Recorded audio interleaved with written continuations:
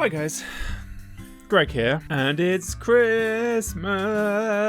I mean, this is a poor attempt at Christmas, isn't it? I haven't got a Christmas jumper, I haven't got a hat. It looks like I bent the star on top of the Christmas tree, bringing it in here. Stole it from the living room. Sorry, flatmates. But yes, it is Christmas, and I was going to do like a Games of the Year kind of thing, but there weren't that many like big releases this year, and I just spent most of my time playing older releases, really. Like I played The Witcher 3 for the first time this year.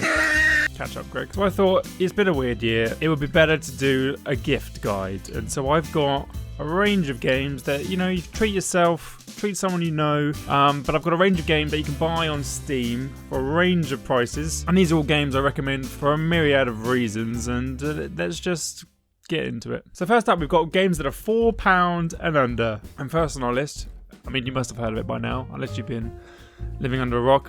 I mean, and this year, I wouldn't blame you. But we have Among Us. And Among Us is interesting in that it's kind of just a front for like a Cluedo, like whodunit kind of verbal interaction kind of game. You're all on a spaceship. There are up to 10 players, but 1 or 2 people are the imposter. And so you need to deduce through sort of discussion and use of deduction, like who amongst you is the imposter. You don't really need to be into video games to enjoy Among Us. And I can confirm it's somewhat family friendly, as I got my parents to play it. I mean, I namely suggested it as a break from the endless quizzes over Zoom.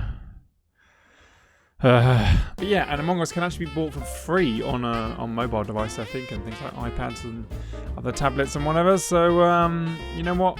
Give it a go with your parents. Anyone that wants something slightly different for a socially distanced kind of Christmas this year, why not gather everyone together at some point and give Among Us a go. Next up in the £4 and under, we have Five Nights at Freddy's, and if you've never played Five Nights at Freddy's, it's pretty big, pretty famous on the internet nowadays. There's been a lot of them. I don't know how many, 5 or 6 or so. This game is for anyone that likes a fright, likes being scared, enjoys watching scary movies. Basic premise of Five Nights at Freddy's is you're hired at I think it's like a kiddie kind of pizza place, in which they have these cute, adorable animatronic kind of characters that entertain the children in the day.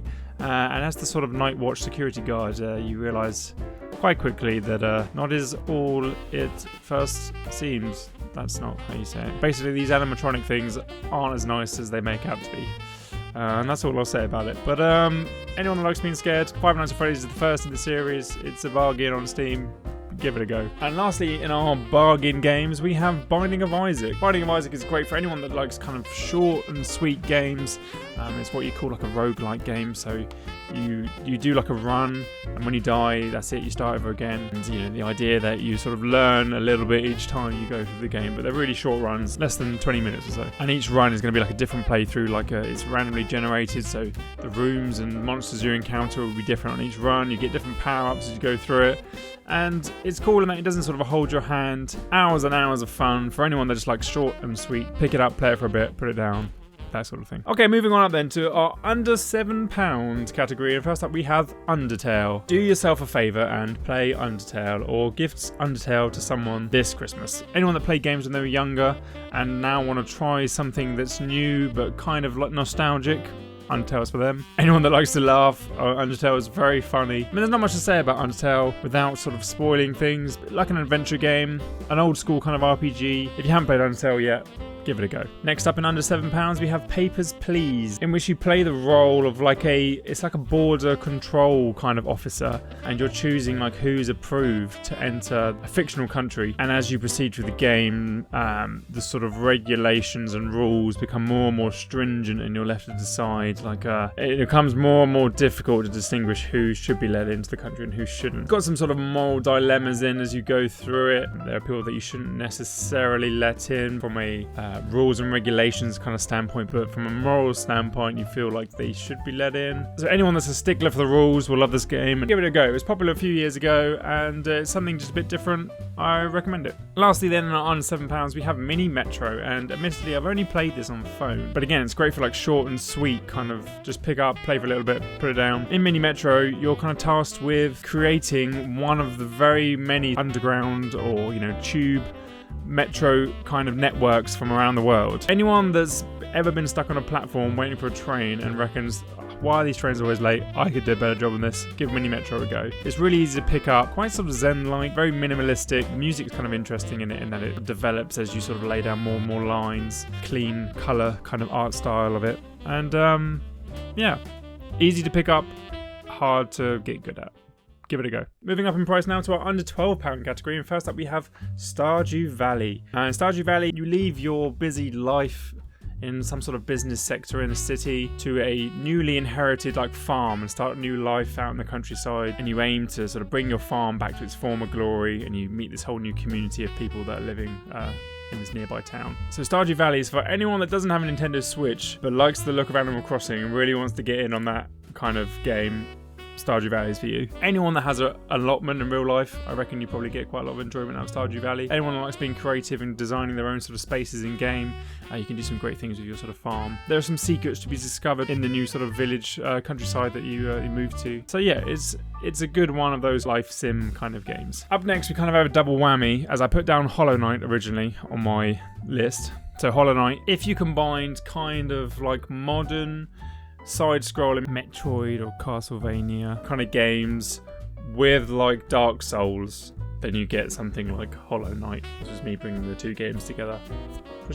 Anyone that likes the kind of art style of Nightmare Before Christmas, it's got that kind of gothic theme going on. It looks kind of cool. Anyone that's played Cuphead and wanted slightly less of a challenge, well, Hollow Knight's for you as well. But on the flip side of this, if you like the look of Hollow Knight but think, it's a bit too kind of dark and gothic kind of themed for my liking, then there's a game called Ori and the Blind Forest, which is kind of like the light flip side of that. A similar sort of side-scrolling kind of game, but it's just very pretty to look at and very cute and bright and pretty. Would recommend both of them. Next up in our under £12, and this is a bargain, it's like $7.99 or something now I think, is Dishonored. In Dishonored, you play as a private bodyguard kind of to the royalty of this place that you're in. This whole video could be just me describing games badly, as I've played them quite a while ago. Yeah, you're bodyguard to the empress of this fictional kind of steampunky city. But quite early on in the game, this is not much of a spoiler, but the empress gets murdered in front of you. Rough day at work. But the princess gets captured, and it's your job to to bring her back. Anyone that played and loved games like Hitman but thought it was a bit kind of clunky, wanted something a bit more fast paced, then Dishonored would really be for you. Anyone that likes sort of planning out different routes, how you're going to achieve objectives. Dishonored is cool, and they don't actually have to hurt anyone, I think, throughout the whole game if you don't want to. You can use these powers that get gifted to you throughout the game, sort of avoid conflict. So there's some cool choices that you get to make. Anyone that watched the old X-Men movies and thought that Nightcrawler was super cool, there's a really cool kind of blink, teleport kind of mechanic in the game that's really cool to use. It feels really good. So yeah, Dishonored. Give it a go. Finally then, in our under £12 category, we have Baba Is You, and I did a review video of this a little while back, which you can watch up here. Anyone that's into kind of coding that revolves around statements being true and false and whatever, Baba Is You. People that love a brain teaser, because this does get hard, Baba Is You is a great game to pick up or gift this to someone this Christmas as well. Baba Is You is a puzzle game that revolves around the idea of rearranging these basic statements form the kind of the rules in which you have to operate with. It sounds kind of complicated. I don't do a very good job of explaining it, I think, but anyone that likes puzzle game and is looking for something a bit different, give Baba Is You a go. Okay, last but not least, we have the big guns. These are under £20, so anyone that you really love this Christmas can get one of these, probably for yourself. Up first, we have Yakuza Zero. Yakuza Zero, what a game. Anyone that loves kind of action games, I mean, anyone that loves doing anything really, as you can do anything in Yakuza Zero. I could say anyone that likes playing scale electrics or darts or mahjong, karaoke, bowling, fishing, pool, the little claw grabby thing that you do at the arcade sometimes, or a weird kind of telephone dating kind of thing.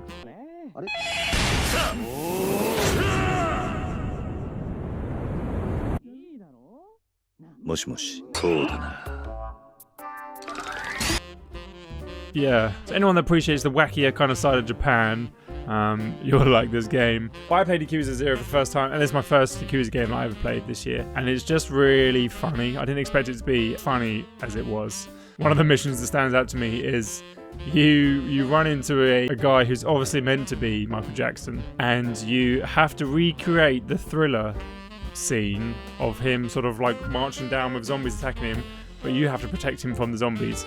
Also, a standout moment for me was when I went fishing and I pulled a great white shark out on my normal fishing rod, and that made me laugh out loud. It was good times. You also try your hand at being like a property tycoon. The combat would be good for anyone that's played those weird kind of 3D Tekken mini game. But yeah, Yakuza Zero, just have to give it a go. It's wacky, it's funny, it's got some good action sequence, story's great. Recommend it. Okay, down to our last two then, and we have Hades, which is actually a game that came out this year, in the running for lots of people's game of the year. Hades is another roguelike kind of game, so ideal for just short and sweet runs. Anyone that likes a challenge, anyone with even a sort of slight interest in Greek mythology will get something out of this game. You are Atreus, who's the son of Hades, and you're trying to escape from the depths of hell, and you're aided on your journey by the various gods of Olympus. This aid comes in the form of several different power-ups. Each of the gods have their own sort of unique spin on like the power-ups that they give you and whatever. And so each run is going to be different because you'll run into different gods along the way and whatever. Anyone that likes a good gossip, because man, those gods really like to gossip. And it's just really good. The art style is really cool. There's really clever kind of story writing going on here. As each of the runs you do, the gods remember that you've been there before, and various bosses that you run into, if you lose to them, will remind you that, oh, you lost to me last time, and oh, you beat me last time, or whatever. And it's really clever how much writing and how many voice lines must have been recorded for this game. It's kind of mind-blowing. Combat's really fun, just feels really good to play.